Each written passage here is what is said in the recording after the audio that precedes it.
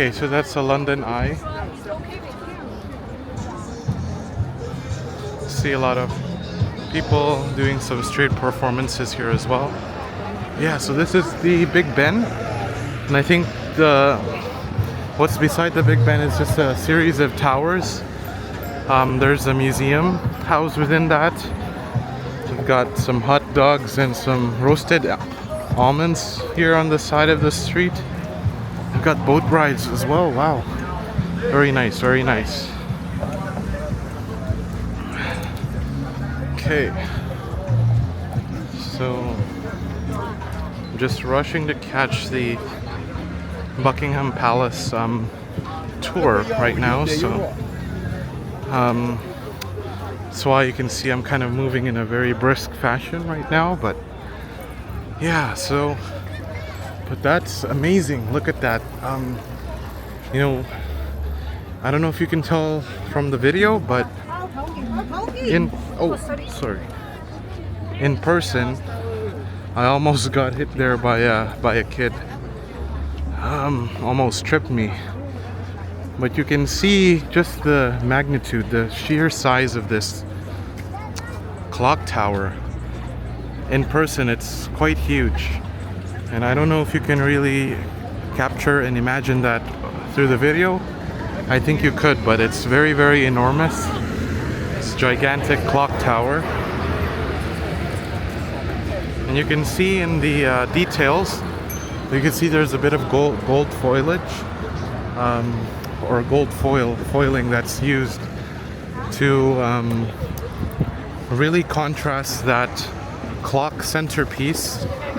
It's a timepiece, right? So there's some gold that's used to outline that. It's quite beautiful, very expensive looking, grandiose, and oh, now it just tolled like the bell. I was expecting something a bit louder, but that's kind of hard to capture it in you know, a landscape format, but I think you got a good view of it earlier as I was walking. Lots of tourists in this area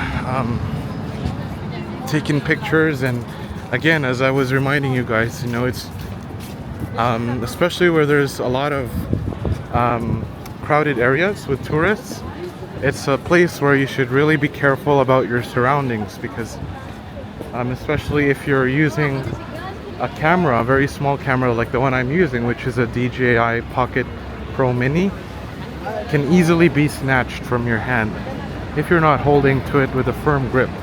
And so this is Parliament Square that we're approaching now, Victoria Station, and then there's a Trafalgar Square,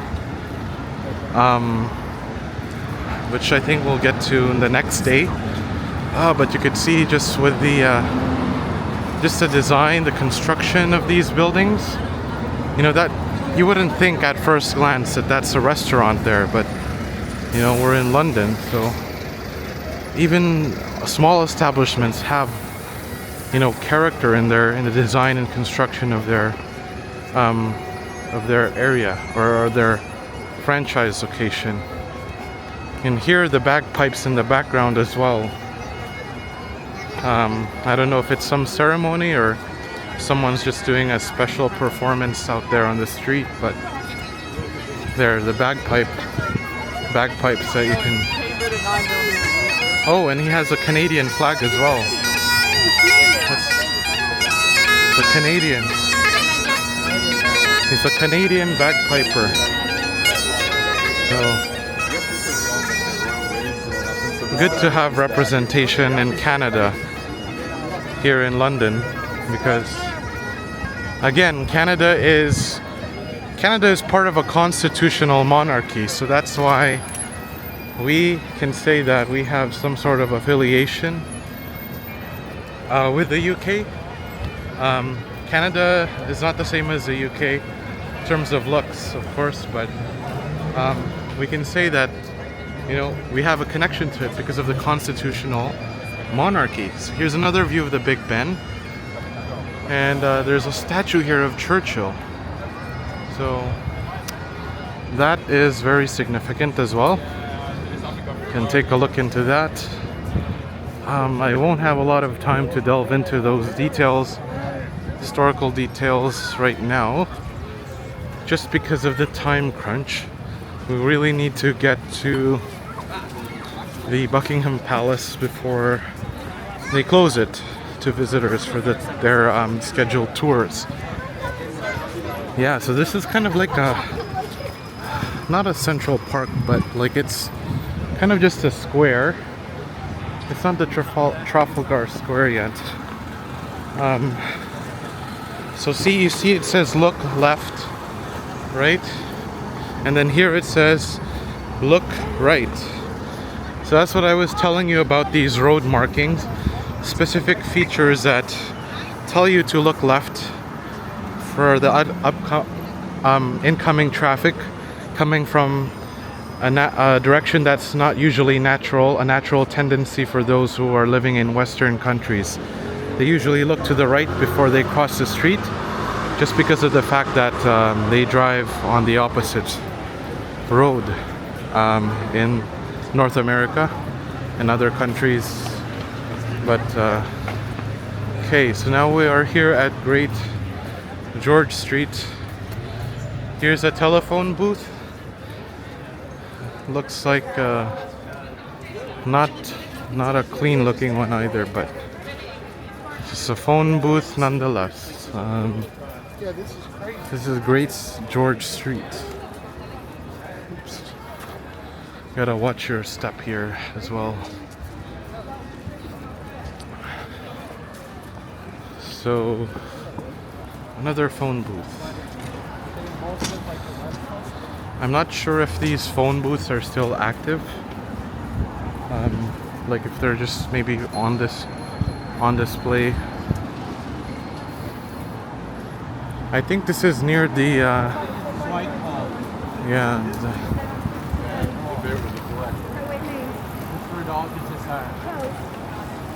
Downing Street. Where is that?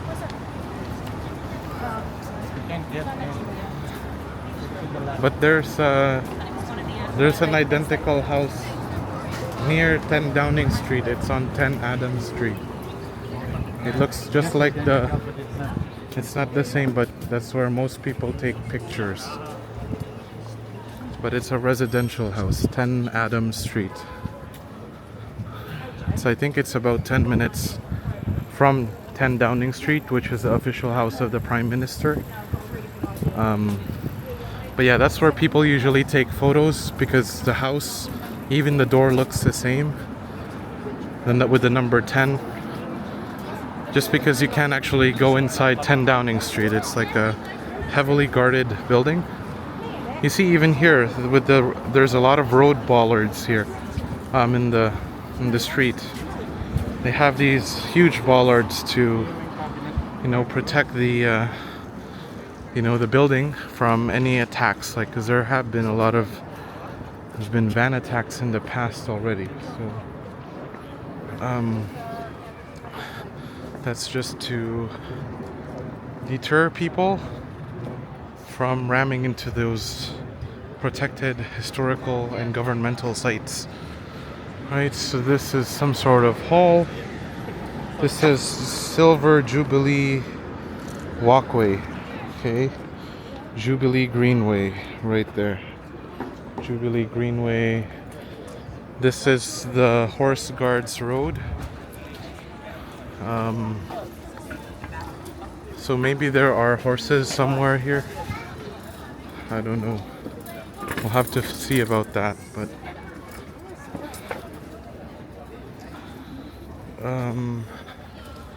there are a lot of people, very crowded in this area. It doesn't feel, to me it's just not relaxing if I'm walking and it's like the road's full of tourists. But I mean, it is a tourist spot anyway. So yes, again, we're walking on the Jubilee Walkway, and so that it is a nice place to actually walk and reflect. You know, I think it's a good place to meditate with these trees. Maybe I'd bet that, you know, the people in the early ages, those writers, authors, poets, you know, people like Shakespeare, they probably walked around these places to meditate and to reflect, to get inspiration for their writings and works, right? Probably get a lot of inspiration here just because of the feel you're walking, you know. You know, there's even a place in Toronto which is called Philosopher's Walk. So, you know, it's similar. It's just not the same size. You know, look at these trees. You could just tell these trees are very, very old. Like, look at the bark on these trees. It's just very, very rustic, right? There is a place at the University of Toronto St. George campus called the Philosopher's Walk. It's a small version of this, actually, and that's why they call it Philosopher's Walk, because it's, you know, it's meant to be a walk for people to engage in philosophical thinking, you know, in reflection, philosophical questioning, you know. And so I think a place like this really invites the mind and inspires it to be creative, you know, sparks creativity. But I could say it is very peaceful here in this area. You know, never mind all of these tourists. You know, places like this, you know, you shouldn't really be surprised that there are a lot of tourists, because it is a tourist destination, London itself. So just expect that most of the places will be crowded, lots of people. And yeah, I think everyone just wants to get, you know, part of the slice of cake that London has to offer. And so, you know, I think it's great that London welcomes people with open hands to visit these places, especially places that are very heavily protected, governmental buildings. It was the office of the Queen, the reigning monarch here in London, Queen Elizabeth, but now it's the official governmental office of Prince Charles now, because so I guess it's just me trying to say that it's good that they allow people into these governmental buildings here in London. So this looks like it's St. James Park, so Queen Anne's Gate. Because, and I was saying is that because in the US, for example, the White House, heavily protected.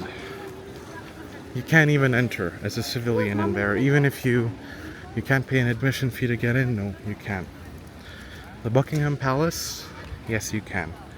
It's just very strict. I don't think they want you taking videos inside. And the same goes for the Parliament building in Ottawa, which is the capital city of Canada. And they actually allow people to come inside for tours, which I've been to a few years ago with my family. But I think Canada, the UK, they're very open to allowing people to experience going in these governmental offices. But unlike the United States, they're very protective, very secretive of especially the office of the president, the White House. They don't allow regular civilians to enter that area. So, and that's why they probably have the United States Secret Service, right? Very secretive. Here though, they allow you to take a tour inside the building. This is not the building yet. I think we're going to be approaching the Buckingham Palace, but I'm just showing you there are a lot of these buildings, like the Guards Chapel, you know, commemorating a lot of the historical symbols of the UK, like that soldier there with the black the long black hair. That's I think a symbol of London, the UK, but also Canada, because these are the guards, um, that served the Queen. They served the Queen and the monarch, but now since the reigning monarch, Queen Elizabeth, has already passed away, now they are under Prince Charles' control now. So, but yeah, what was I going to say? It's just a lot of these buildings commemorating a lot of the symbols of UK, London. Yeah, so same thing with Canada, I think, because they have all of these buildings as well. Not the same in Canada, but like similar buildings. You know, they have the Soldiers Tower at the University of Toronto St. George campus, because that again commemorates all of the fallen veterans during World Wars I and II. So they have a Soldiers Tower back there in Toronto, kind of like this one. There's the guards chapel. So they have these institutions, sometimes religious places like chapels, just to commemorate and to give respect to the fallen soldiers, because there's a lot of infantry, there's a lot of wars, like that's part of the soldiers are part of the nation's heart, right? You know, because they battled these wars both in the UK and Canada. So, you know, they have like a very strong place in a place like London or even Canada, because of just, you know, people that are fighting to serve the country. You know, they deserve respect. So you have these places that commemorate and respect that, just like in Canada. So I mean, I'm not saying there's nothing in the US, but there are. But I guess here in Canada and the UK, it's different style. Okay, and I can now see some golden gates there, black and golden gates, which is probably most likely now the Buckingham Palace, if you haven't yet figured out. That is the Buckingham Palace. Oh, and it looks like there's a very long line up there, so I don't know if we'll be able to go inside, because there's a very long lineup.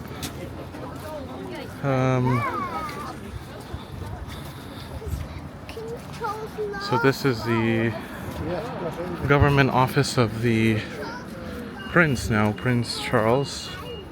King Charles, not Prince. I guess people were correcting me earlier because I was referring to him as Prince Charles. He's king. He's a king now, because the reigning queen, the reigning monarch, is now deceased. So there's a golden statue there in the middle.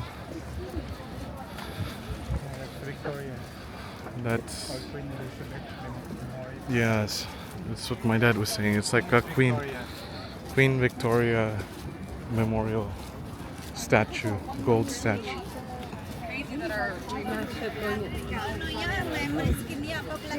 Now that I'm here in person, it actually looks a bit smaller than the pictures that I've seen. This has got 750 rooms. It looks small. Doesn't yeah, this is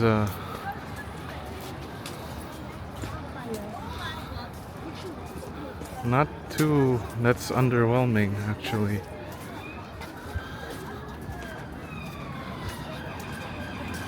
We can get a photo there. But I like the contrast of the black with the gold. That really gives the palace a grandiose feeling. Saan?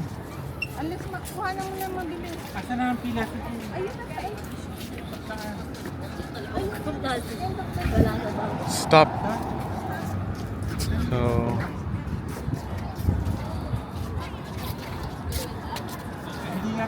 So what do you think, Raymond, of the Buckingham Palace? It doesn't. What about you, Ryan? What do you think of the Buckingham Palace? Looks like they're not interested in looking at this place. Oh. Looks like There's the royalty coming.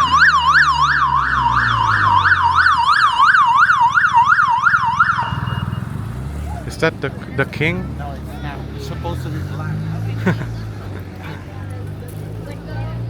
Okay, I was expecting the convoy of King Charles to be coming here, but that was not what I was expecting. Okay. Oh, it looks like there might be a convoy here. Or maybe not. Never mind.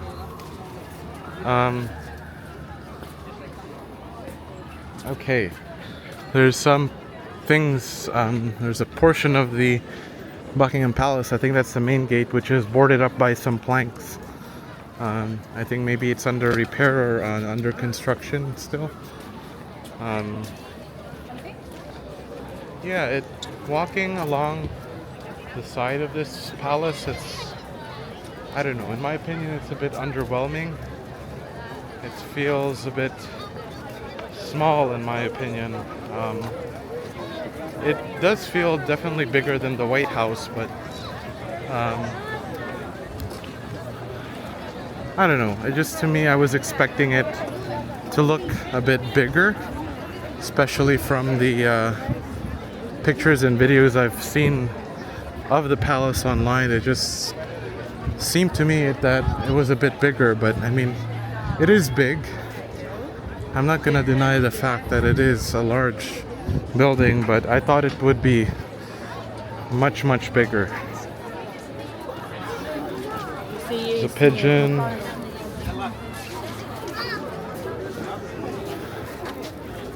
So these are the gates to the palace.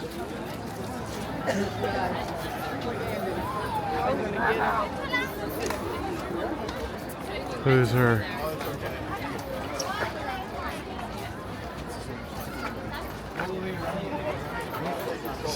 some police officers, and you can see here that there are those royal guards that are stationed in there, royal guards of the king.